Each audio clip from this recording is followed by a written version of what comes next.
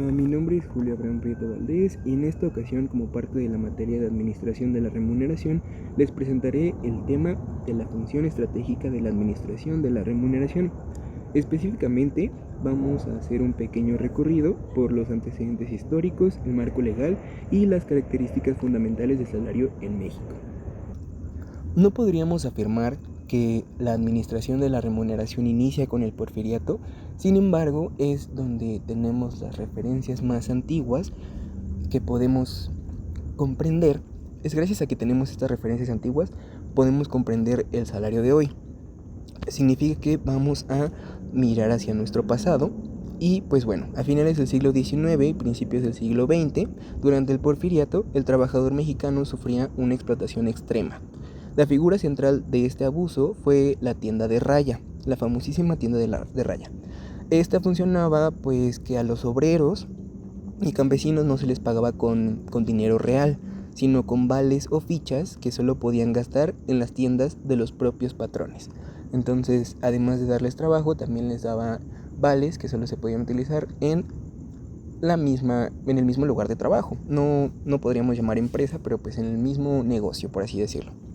Esto generaba dudas entre la gente de por vida que incluso se heredaban.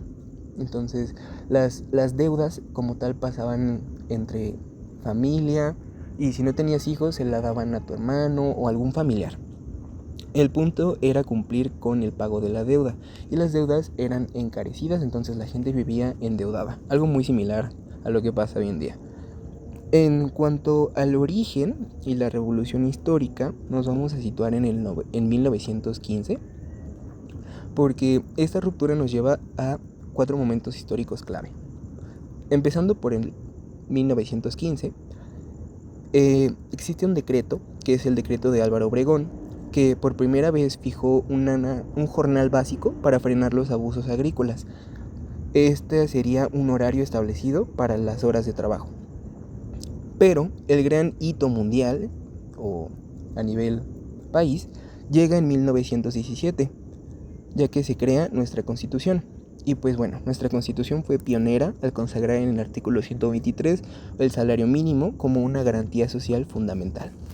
Para 1931, con la primera Ley Federal del Trabajo, el Estado logró unificar estas reglas en todo el territorio nacional. Y saltando a nuestra época, a partir de 2016, vivimos una nueva etapa, la desindexación al crear la UMA. Este es el salario dejó de ser la medida para cobrar multas o créditos y ahora se utiliza la UMA, permitiendo por fin iniciar su recuperación real. En cuanto a la fluctuación del poder adquisitivo, quisiera que observemos cómo existe una evolución del poder adquisitivo en esta gráfica y se ven 3 grandes etapas. Tuvimos una época de oro, por así decirlo, o el llamado milagro mexicano, en aproximadamente 1976 más o menos, donde el salario alcanzó su punto más alto, permitiendo un gran nivel de consumo familiar. Sin embargo, a partir de los años 80 y hasta el año 2000, el salario sufrió una caída dramática. Se utilizó como una ancla económica para contener la inflación, pero a costa del bolsillo de los trabajadores. Afortunadamente, como vemos en la curva final, desde 2016 y hacia 2024 nos encontramos en un periodo de recuperación continua para devolverle su valor histórico. En cuanto al marco legal e institucional, pues bueno, todo este recorrido histórico hoy se sostiene en 2 grandes pilares legales. El primero es el artículo 123 de la Constitución, que establece un mandato muy claro. El salario mínimo general debe ser suficiente para satisfacer las necesidades normales de un jefe de familia, tanto materiales como sociales y culturales, incluyendo la educación de los hijos. Esto no es una realidad, lo podemos volver a ver con los salarios mínimos actuales y cómo es que todos los hijos de una familia tienen que trabajar por un salario mínimo que no les alcanza. Pero bueno, eso ya es punto y aparte. El segundo pilar vendría siendo la Ley Federal del Trabajo, ya que en su artículo 82 define jurídicamente al salario de manera muy sencilla, como la retribución que el patrón debe pagar al trabajador por su trabajo. Y pues siempre que presten su trabajo hay que cobrarlo. En cuanto al mecanismo tripartito o el CONASAMI, vamos a hablar, ahora bien quiero mencionar algo muy claro, es una pregunta y es ¿quién decide de cuánto es esta retribución mínima, ya que gracias a la Constitución sabemos que debe de existir, pero ¿quién decide cuánto va a ser? Y pues aquí entra la CONASAMI, que es la Comisión Nacional de los Salarios Mínimos. Esta funciona bajo un modelo tripartito. Es, por una parte, el gobierno, que actúa como mediador, el sector obrero, que defiende los derechos y el poder adquisitivo, y el sector patronal, que evalúa la viabilidad financiera de las empresas, y entre los tres se busca el equilibrio perfecto entre el bienestar social y la economía empresarial. En cuanto...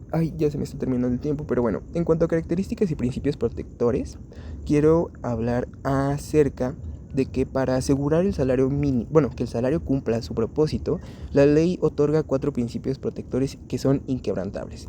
Uno es la suficiencia y la dignidad, la irrenunciabilidad, el pago de curso legal y la inembargabilidad.